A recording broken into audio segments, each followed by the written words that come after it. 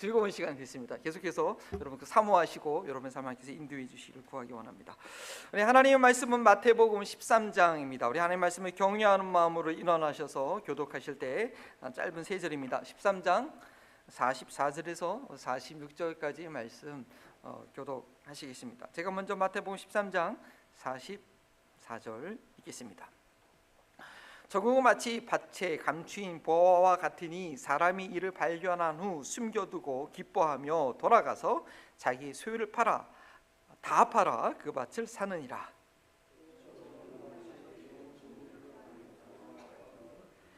극히 값진 진주 하나를 발견함에 가서 자기 소유를 다 팔아 그 진주를 사느니라. 아멘. 살아계신 하나님 말씀입니다. 마지막 구절 함께 읽으셔서 감사합니다. 역시 센스가 있으시네요. 기도하고 말씀 듣습니다. 하나님 감사합니다. 매주마다 천국의 비유를 저에게 알려주시니 감사합니다. 귀 있는 자는 들을지어다 말씀하셨는데 그 마음에 천국의 비밀을 소유하는 영혼들마다 오늘의 이 말씀을 통하여 더 확신을 얻게 하시고 더 주님의 인도하신 가운데 후회함 없이 헌신하시는 삶으로 인도하여 주시옵소서. 아버지, 우리가 다 주님 앞에 설 텐데 오늘 들은 말씀이 우리의 심판의 기준이 되는 것이 아니라 상급의 기준이 되시도록 주님 인도하여 주시옵시고, 이 시간 모든 생각과 판단을 주 앞에 내려놓기 원하오니 성령이여 도우셔서 진리 안에 거하는 그런 생명의 시간 되게 하여 주옵소서. 부족한 정을 주님께서 쓰시는 그런 매 순간이 되기를 간절한 마음으로 소원하고 예수 그리스도의 이름으로 기도합니다. 아멘. 가끔 뉴스에 보면 쓰레기덤에 사는 이들을 종종 보시는 경우가 있을 것입니다. 좀 서두부터 이런 사진을 보여드리기가 죄송한데 잠깐 사진을 보시면요, 멀쩡한 집에 살면서 원룸 같은데요, 저렇게 쓰레기를 치우지 않고 집에 계속 쌓아두는 경우가 있습니다. 정신이 멀쩡하지 못해서 그렇지요. 더러운 것이 무엇인지 모르고 자신이 살고 있는 곳에 계속 쌓아두다가 결국은 어떻게 돼요? 쓰레기 같은 인생이 되고 맙니다. 저희도 그 정도는 아니지만 이제 이사할 때 보면요, 아이고 내가 이런 것들을 왜 아직까지 갖고 있었지? 그냥 집만 되게 하는 그런 것, 이제 나중에서야 쓰레기 같은 짐이 있다는 거 나중에 아는 경우가 있지 않습니까? 또 어떤 것들은 정말 소중한 추억과 값어치가 있어서 아이고 보관하기를 정말 잘했다 기뻐하는 것들이 있을 것입니다. 제가 이제 한국에 돌아갈 꿈을 접고 이제 미국에 있어야 되는구나 하고 이제 한국에 들어가서 한국에 저희 소중한 짐들을 다 미국으로 갖고 오는데, 그 중에서 사진이 있었거든요. 사진 보니까 어렸을 때 100일 사진도 있고요, 초등학교 졸업 사진도 있고. 그래서 최근에 그걸 다시 제가 스캔 받고 있는데, 그걸 보면서 너무 이런 걸 보관하고 있어 너무 잘했다 하더라고요. 또 제가 일기장이 있거든요. 중학교 2학년 때 썼는데, 아니 딱 갖고 오려고 했더니 비가 맞아가지고 그 내용들이 다 종이 쓴 게 다 이렇게 흐트러진 거예요. 너무 속상했어요. 내가 몇십 년 전에 쓴 내용인데 그렇게 기억된대. 그래서 어떤 것들은 정말 보관을 잘해서 기뻐하는 거 있고, 아니면 그 보관을 잘 못해서 때로는 아쉬운 때도 있었을 것입니다. 오늘 말씀을 통해서 쓰레기를 모아두는 삶이 될 것인가, 아니면 가장 귀한 것을 찾고 구하고 발견하여 얻는 삶이 될 것인가, 나의 최후의 삶의 모습은 어떤 결과를 맞이할 것인가, 아까 봤던 저 사진과 같은 모습인가, 아니면 요한계시록에 우리에게 소망을 준 그 보석과 같은 것을 즐거워하는 모습을 살 것인가, 바른 선택을 하게 되는 그런 지혜를 얻게 되시기를 바랍니다.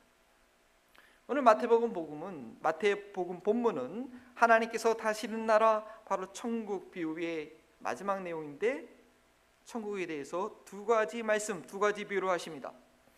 천국의 한 가지 속성을 말씀하시면서 비슷하면서도 또 차별성이 있는 두 가지 얘기를 하십니다. 설교를 이제 준비하다가 저랑 가장 가까이 사는 사람에게 한번 물어봤습니다. 오늘 본문의 두 가지 비유의 공통점이 무엇일까? 제가 반말로 했으니까 누군지 다 아시겠죠? 그랬더니 딱 금방 대답을 합니다. 이야기 둘 다에 발견했다라는 그런 답을 금방 했습니다. 그래서 제가 다시 물어봤습니다. 중요한 것 한 가지가 더 있는데, 이렇게 물어봤더니 답이 없습니다. 몰라서 답을 못하는 건지, 알면서도 하기 싫은 건지 몰라도 한 가지가 더 있거든. 한 가지 뭐지? 물어봤는데 답이 없어요. 그러면서 제가 든 생각이, 이것이 우리 그리스도인들의 문제구나라는 생각이 들었습니다. 여러분들 오늘 짧게 읽은 이 두 가지 비유의 가장 중요한 공통점을 뭐라고 생각하십니까? 그 발견, 두가 다 발견했어요. 근데 그 발견한 것을 소유하기 위해서 어떻게 해야 돼요? 자기의 소유를 다 팔았다는 것입니다. 발견했어도 소유하지 않으면 아무 소용없잖아요. 오늘 비유의 말씀은 참으로 짧지만 적용하기에는 그 어떤 비유보다도 강력합니다. 진실로 천국을 발견한 자는 모든 것을 포기하게 됩니다.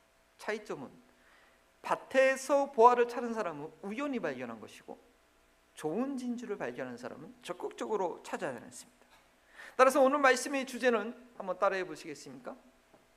천국은 모든 것을 포기하도록 발견되어지고 발견하는 것이다. 네. 믿음 생활 하시는 분들은요, 어떤 소망이 있습니까?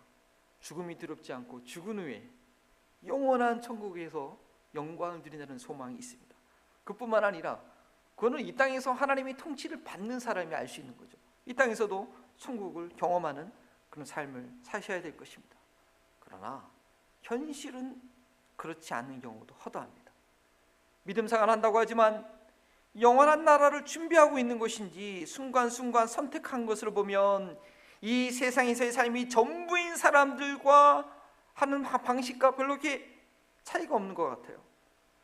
하나님께서 통치하시는 삶이라고 보기에는 세상과 너무 구분이 안 되는 것이 연약한 저희들의 눈에 보기에도 금방 드러나기 때문입니다. 물론 하나님 보실 때도 정확하겠지만 우리가 보기에도 저건 아니지 않냐 하는 생각이 드는 거예요.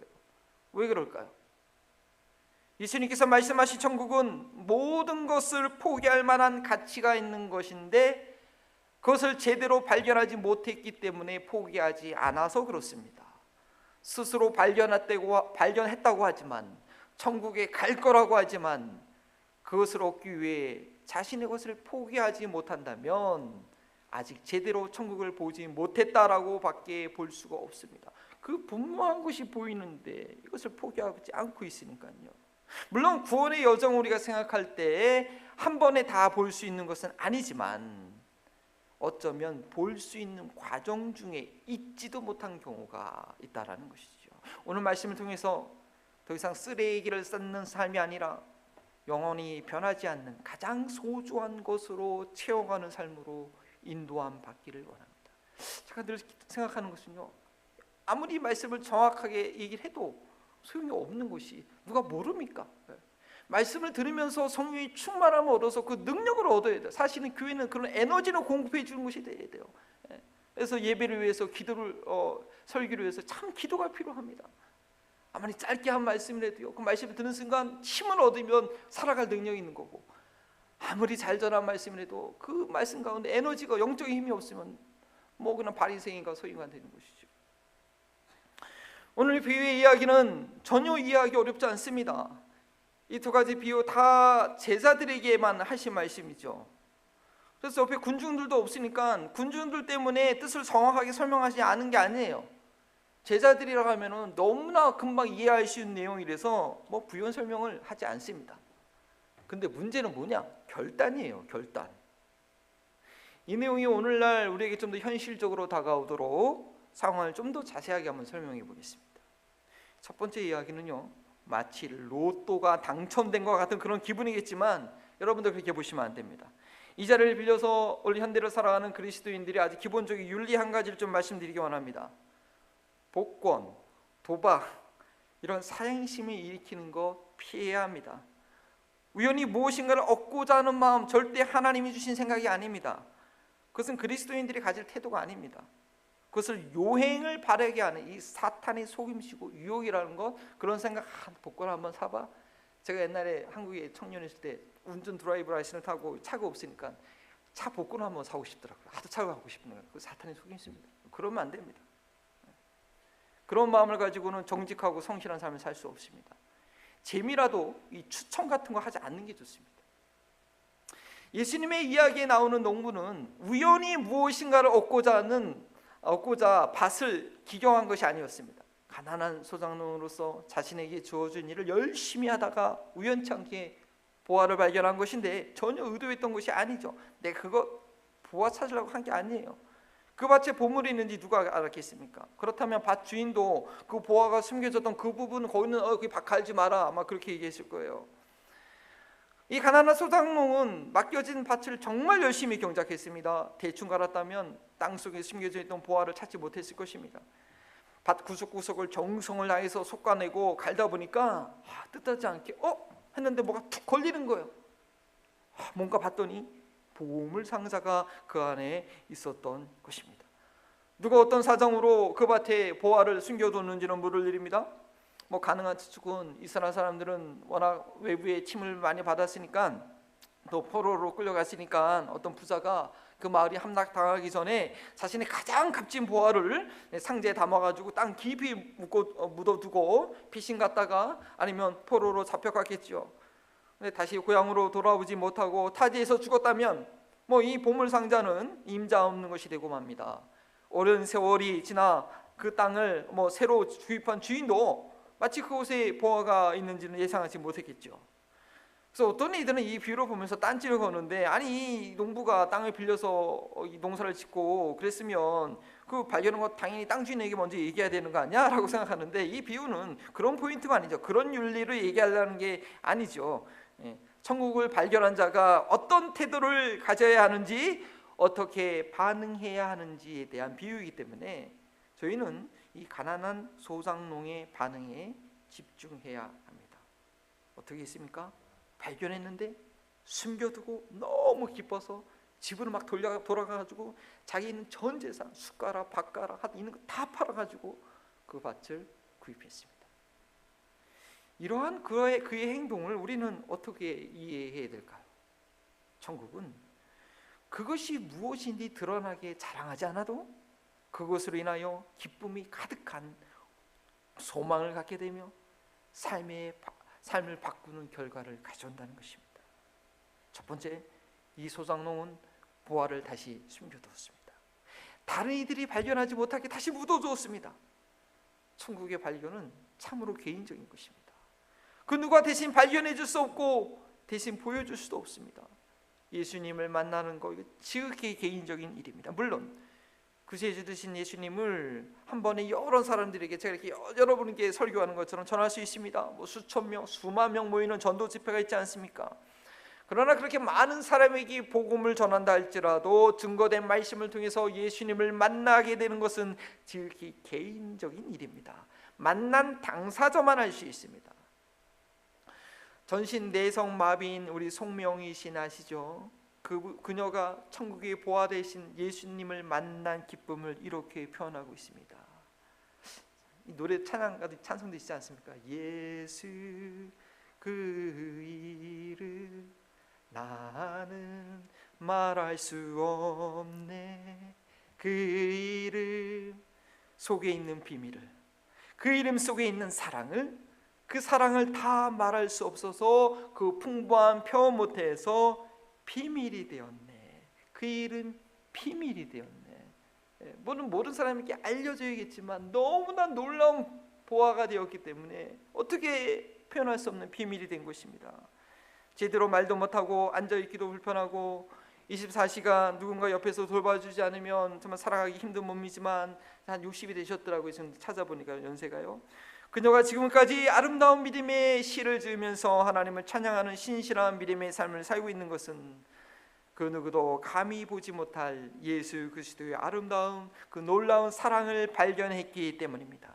감히 무슨 말로 어떻게 다 표현하지 못할 그 보물을 그녀는 분명히 보았기 때문에 지금까지 기쁨 가운데 소망 가운데 전생애를 주님께 드리는 삶을 그야말로 살아내고 있습니다. 보화를 찾은 그 농부는 그것이 정말 진짜였기 때문에 자기 전 재산을 다 팔고 그 누구와도 공유할 수 없었습니다. 예수님께서 산상순에서 거룩한 것을 계획해 주지 말고 진주를 돼지 앞에 던지지 말라고 하셨습니다. 천국을 발견한 이들은 그것을 말로만 떠벌리고 다니지 않습니다. 하나 구원받았어 막 말로만 떠벌리고 다니잖아요. 하나님 나라를 발견하지 못하는 이들에게는 전혀 이해도 되지 않고요, 받아들이지도 못할 일이고 오히려 그들에게 알려짐으로 망치게 됩니다. 진정으로 하나님 나라를 발견한 이들은 그들의 삶과 선택의 결정으로 영향력을 미칩니다. 천국의 보화를 말로 설명해 줄 수 없고 설명해도 알아듣지 못하지만 실생활의 비유로 설명해 주면 혹 이해의 가능성이 있는 것 같이 천국을 발견한 자의 삶은 확실한 영향력을 미칩니다. 발견하지 못한 사람은 감히 하지 못할 행동을 할 수 있습니다. 무엇이었죠? 자기 전 소유를 팔아서 자기가 발견한 보화가 있는 밭을 사는 것이었습니다.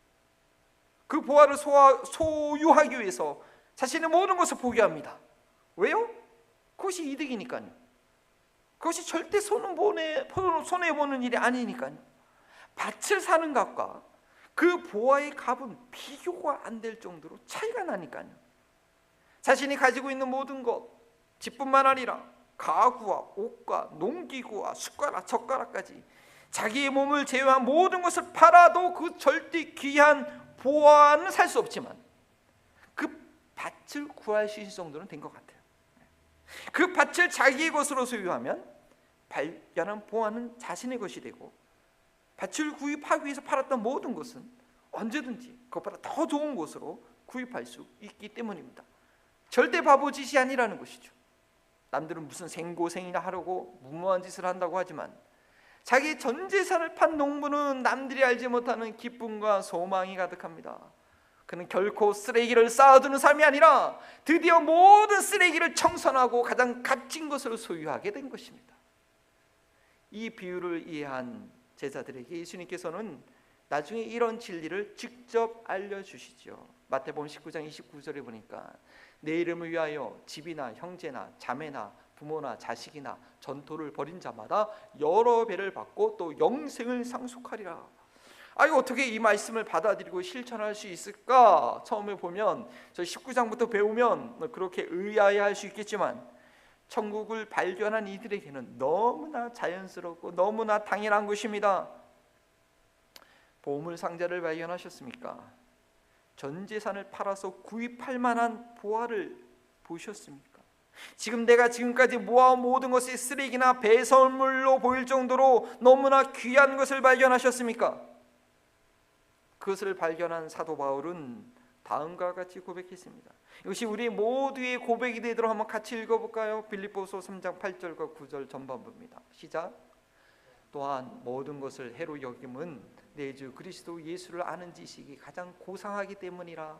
내가 그를 위하여 모든 것을 잊어버리고 배선물로 여김은 그리스도를 얻고 그 안에서 발견되려 합니다. 너무나 소중한 말씀이죠. 근데 예수님을 처음 만났을 때 대부분 이런 감격이 좀 있었을 것 같아요. 그리고 그게 먼 옛 이야기가 돼서 문제지요. 이 보화를 발견하는 것은 우리의 노력으로 되지 않습니다. 전적인 하나님의 은혜입니다.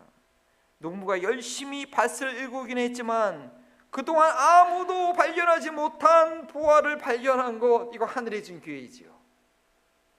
그런데 보화를 발견했다고 한다면 그것을 얻기 위한 선택을 해야 됩니다. 발견한 것만으로는 충분하지 않습니다. 저희는 감히 보화를 얻을 자격은 되지 않지만, 그럴 만한 재물은 없지만 어떻게 그 재물, 우리가 보화를 얻겠습니까? 하지만 가능한 방법이 있었다는 거예요. 농부는 그 방법을 알았고 보화의 가치를 확신했기 때문에 그 방법을 실행했습니다. 천국을 소유하고 누리는 것, 결코 저희가 가진 것으로 할 수 없습니다. 그 어떤 선행으로도, 그 어떤 지식과 재물과 건설에도 감히 우리가 얻거나 누릴 수 있는 것이 아닙니다. 농부가 가진 전 재산으로 그 보화 자체를 구입할 수 없었던 것처럼 말입니다. 그러나 그 농부의 재산으로 보물 상자가 묻힌 밭을 구입할 수 있었던 것처럼 저희도 천국을 소유할 방법은 있습니다. 짧은 이 땅에서의 삶을 사는 동안에 영원의 시간을 영원토록 행복할 수 있는 길은 있습니다. 우리의 행동과 선택이 그만한 가치가 있는 것은 아니지만 그래서 인정받을 길은 있습니다. 죄인이지만 의롭다고 칭함받을 길은 있다는 것이죠. 예수 그리스도를 믿으십시오. 아멘. 근데 너무 쉽습니까? 너무 싱겁습니까? 너무 간단하나요? 다 믿고 있다고 말은 하겠지만, 스스로 그렇게 생각하고 있겠지만, 농부가 밭을 얻기 위해서 한 행동에 대해서는 생각하지 못하고 있는 것은 아닙니까? 전 재산을 팔아서 그 밭을 구했습니다. 예수 그리스도를 통하여 천국을 경험한다는 이들이, 천국의 약속을 받았다고 하는 이들의 생각과 결정과 행동들이 과연 하나님의 은혜로 말미암아 그 보화를 발견한 자의 것인지 우리는 살펴봐야 합니다. 11조 하지 않는다고, 단기 성교에 참석하지 않는다고, 주일 성수하지 않는다고 죄책감을 주려는 것이 아닙니다. 믿음이 없는 자라고 판단하는 것이 아닙니다. 사실 어떤 분들에게는 이 모든 것을 다 하지만 사실은 자신의 전부를 내려놓지 않는 것일 수도 있어요. 어떤 분에게는. 반면 어떤 분에게는 주일 성수하는 것만으로도 그는 정말 보화를 발견한 이의 선택일 수도 있는 거죠. 중요한 것은 내가 매일 가치 있게 선택하는 것이 과연 성경에서 가르치고 있는 가치와 동일한가 볼 수 있어야 합니다. 저희가 어떻게 예수 그리스도의 그 존귀함과 거룩함을 하루아침에 다 발견할 수 있겠습니까? 그러나 매일 발견해 가는 자는 되어야 합니다. 내 일상의 밭을 매일 부지런히 가는 중에 새롭게 발견하는 보화가 있어야 한다는 것입니다. 그것이 구원받은 자의 삶이며 구원의 여정 가운데 있는 것이 아니겠습니까? 매일 가장 귀한 것을 찾는 자가 되어야 합니다. 그 다음 비유는 천국을 위해 전 재산을 포기한 것은 동일하지만 바로 이 점을 강조하고 있습니다. 또 천국은 마치 좋은 진주를 구하는 장사와 같다고 했지요. 마찬가지로 짧은 내용인데 이 비유는 짧은 했지만 두 구절로 나눠놨습니다. 성경 장조를 나누신 분들이 그렇게 할 수밖에 없었던 그 의미가 있는 것입니다. 이것은 우연히 주어지는 것이 아니라 노력이 있었죠. 밭에서 보화를 발견한 사람은 뜻하지 않게 발견한 것이지만, 천국의 또 다른 면은 이 진주를 구했던 사람은 열심히 구하는 자에게 주는 것을 말하고 있는 것입니다. 성령이 임하시고 하나님께서 다스리는 삶에 대한 감격과 기쁨을 경험한 이들은 그것을 계속해서 추구해 나가야 합니다. 그것은 매 순간 모든 것을 거는 결단을 필요로 합니다. 그러나 진리를 발견한 것이기 때문에 아주 확률이 분명한 결단입니다. 저는 주얼리에 대해서 잘 모릅니다. 결혼한 남자라는 것을 알리기 위해서 늘 이렇게 반지를 이렇게 끼고 다니지만 이거 얼마 되지도 않는 거고요. 반지에 관심도 없고 보이기 위해서 끼는 게 아닙니다. 주얼리는 결혼할 때 아내에게 주기 위해서 구입한 것 말고는 없습니다. 그것도 부모님이 구입해 주신 것이고요. 아직 제가 아내에게 개인적으로 한 번도 주얼리를 구입해 준 적이 없네요. 아내가 소중하지 않아서 그런 게 아니라 저는 주얼리의 가치를 모르기 때문에 제게는 주얼리가 아내의 소중함을 다 표현하지 못합니다. 어떤 비싼 걸 사줘도 아내만큼 못하니까요. 저는 안 삽니다. 네. 그러나 보통 보석에 관심이 있는 분들은요, 사람이 끼고 있는 반전이나 이렇게 귀여우면 누가 끼고 왔으면 금방 눈길이 가요. 지금 얼마나 비싼 건지 금방 알아채죠. 재력이 있으신 분들은요, 이 희귀한 주얼리를 보면 돈이 들더라도 구입을 하려고 합니다. 나중에 그 값어치가 훨씬 커지기도 하고, 그런 보석들은 아무리 돈 주고도 구입해도 구입하지 못하게 되기 때문이죠. 자신이 찾고자 했던 주얼리를 발견하면 어떤 값을 치더라도 구입하는 것이 보석을 아는 이들의 행동입니다. 오늘 천국을 설명하기 위해서 예수님께서 말씀하신 진주를 구하는 장사꾼이 그랬습니다. 진주의 가치가 여러분 어떻게 결정되는지 압니까? 저는 찾아보니까 진주의 가치는 색상, 첫 번째 색상, 두 번째 광택, 그 다음에 형태, 크기, 흠집이 얼마큼 있느냐, 그리고 진주층의 두께로 결정되고 합니다. 혹시 지금 진주 방울에서 묶인 한번 보세요. 그걸로 결정된다고 하는데, 정말로 가치 있는 진주를 구하던 이 장사꾼이 드디어 지금까지 보지 못한 완벽한 진주를 발견합니다. 언제 또 이런 진주를 만나실지 모를 그런 흥분에 사로잡힙니다. 그런데 그 진주값이 만만하지가 않네요. 귀한 진주인 만큼 보통 값에 팔려고 하지 않습니다. 그럴 때 이 진주 장사가 결단을 내립니다. 내가 이 진주를 지금 사지 못하면, 내가 지금 저 배우자랑 결혼하지 못하면 다시 이런 진주를 만나지 못한다. 내 전 재산을 팔아라도 이 소중한 진주를 지금 사야 된다. 결단했습니다. 이 진주 장사가 이렇게 결단을 내릴 수 있었던 것은 무엇일까요? 그는 좋은 진주를 먼저 찾는 자였고 또 진주의 가치가 무엇인지 아는 자였기 때문입니다. 그것이 당장 자기에게 어떤 유익이 줄지는 몰라도 앞으로 얼마나 가치가 될지는 몰라도 그는 좋은 진주에 대한 절대 가치를 알았기 때문에 지금 자신이 가지고 있는 전 재산을 아까워하지 않고 과감하게 투자한 것입니다. 그는 불확실성 가운데에 확실성을 붙잡은 것입니다. 좋은 진주를 구하는 자였기 때문입니다.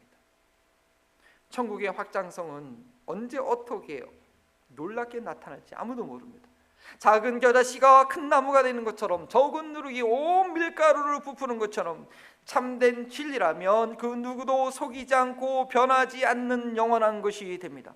지금 당장은 몰라도 그것이 진리이기 때문에, 그것이 가장 좋은 진주이기 때문에 내가 가지고 있는 모든 것을 팔 만한 그런 동기부여를 주는 것입니다.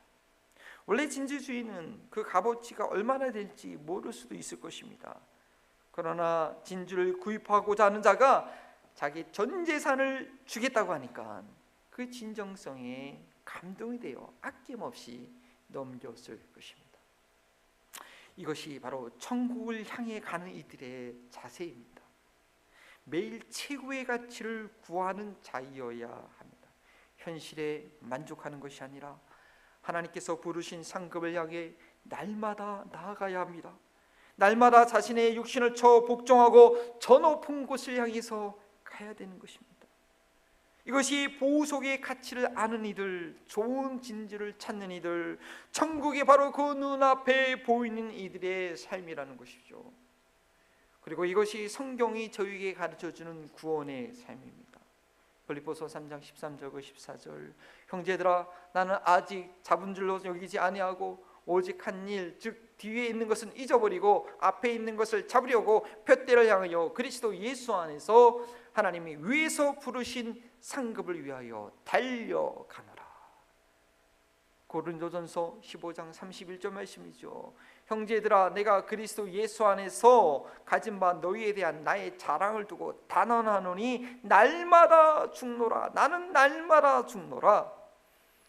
곧 불타 없어질 세상 쓰레기를 자꾸 쌓아두시는 그런 매일의 선택이십니까? 아니면 가장 값진 진주를 구하는 삶이십니까? 좋은 진주를 의도적으로 구하지 않으면 나중에 정말 처리하기 힘든 쓰레기들만 내 삶에 쌓이게 될 것입니다. 가만히 있어도 먼지는 쌓이고 쓰레기는 생기게 됩니다. 진주를 구하는 열심을 내지 않으면 자신도 모르는 사이에 서두에서 말씀드렸던 그런 쓰레기집에서 사는 인생이 되고 마는 것입니다. 오늘 비유가 말하는 천국은 뭐였죠?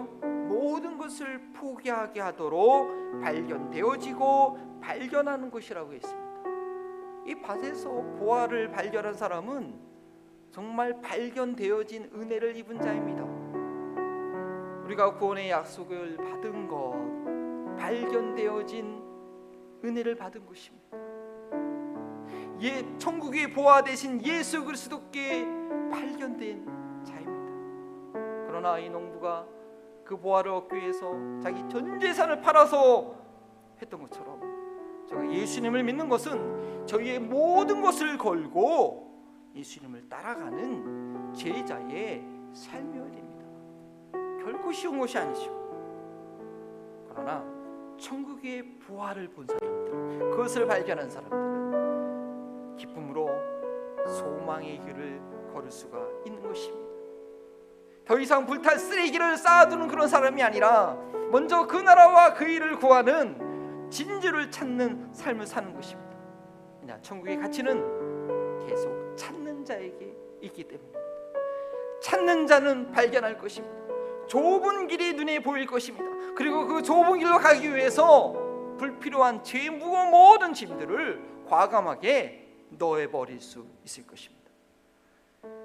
천국을 발견하는 모습은 여러 가지가 있을 수 있겠지만 우리 모두에게 적용될 만한, 적용해야 될 구체적인 두 가지를 말씀드립니다. 첫 번째, 복음 전도할 기회를 절대 놓치지 마시고 복음 전도하는 데 들어간 모든 것을 절대 아까워하지 마십시오. 예수님께서는 잃어버린 한 영혼을 구원하기 위해서 이 땅에 오셨고, 사도 바울도 복음을 증거한 일에는 내 목숨을 아까워하지 않는다고 하지 않았습니까?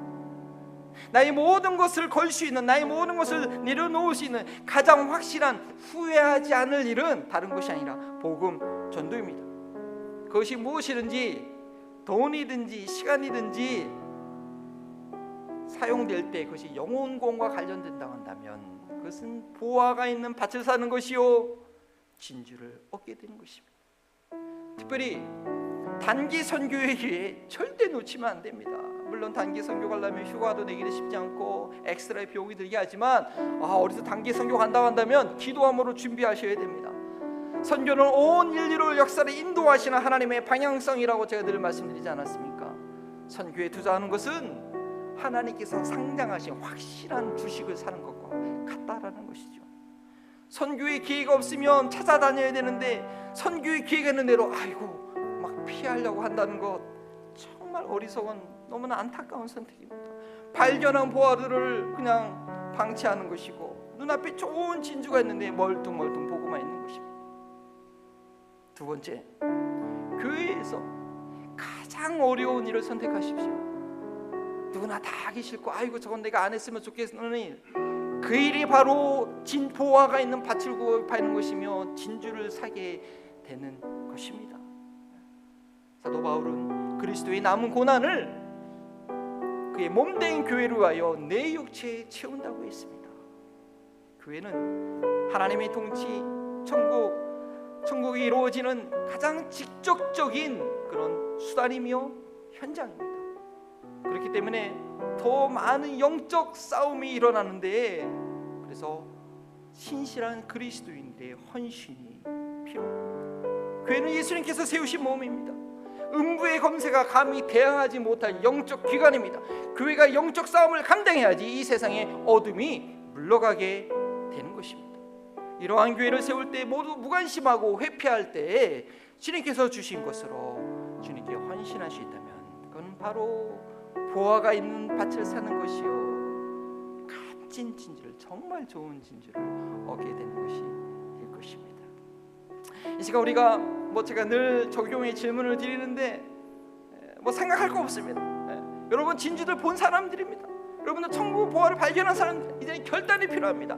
주여 나로 하여금 복음 전도의 삶을 살게 하시고 주님께서 맡겨진 그 일을 십자가를 지고 감당하는 저희 모두가 되게 해달라고, 주여 정말 후회 없는, 더 이상 쓰레기를 쌓지 않고 보화를 쌓는 그런 믿음의 삶을 살게 해달라고 결단하며 주의 이름을 짓고 함께 기도합니다. 주여 아버지 하나님 감사합니다. 하나님 성으로 보화를 본 자들 되게 하시고 보화 진주를 발견한 자들 되게 하시고 그것을 향해서 전적으로 엄청나게 나아가며 주님께 간구하고 나아가는 저희 모두가 되시도록 주님 인도하여 주시옵소서. 하나님 그 보화를 보기 위해 하나님 그 진주를 발견하기에 하나님 후회하지 않고 하나님 남겨지지 않고 참으로 주님께 나아가는 그런 성령의 역사가 하나님 주의 말씀을 듣는 영혼들마다 주님께 나아가는 영혼마다 나타나게 하시고 이루어지게 하시고 주님의 놀라운 역사가 일어나게 하여 주시옵소서. 주님 도와주시옵소서. 주님 도와주시옵소서. 아버지 하나님 참으로 저희를 그 비밀을 아는 자로 불러주셔서 너무나 감사합니다. 어떤 환경 가운데 있든지 어떤 상황 가운데 있든지 절대 포기할 수 없는 그 보화를, 그 진주를 보았기 때문에 오늘도 내가 버려야 될 것, 오늘도 쌓여진 그 쓰레기를 과감하게 청소하는 그런 후회 없는, 날마다 후회하지 않는 그런 믿음의 삶 살 수 있도록 인도하여 주시옵소서. 감사하며 예수 그리스도의 이름으로 기도합니다.